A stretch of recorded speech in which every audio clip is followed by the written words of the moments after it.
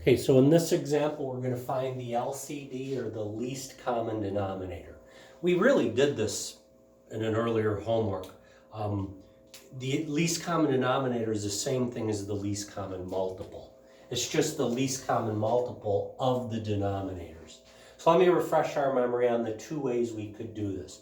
We could start writing the multiples of each number. 16 times 1, 16 times 2, 16 times 3, 16 times 4 is 64, 16 times 5 is 80.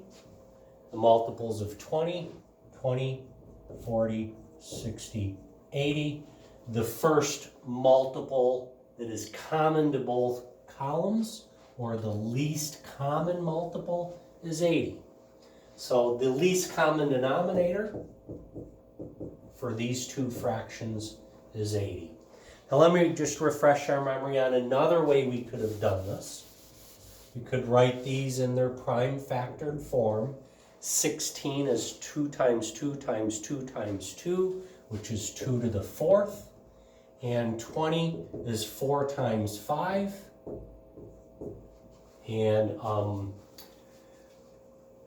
4 is 2 squared. Now remember, for the least common multiple, which is the least which for these denominators, the least common denominator is the least common multiple of your denominators.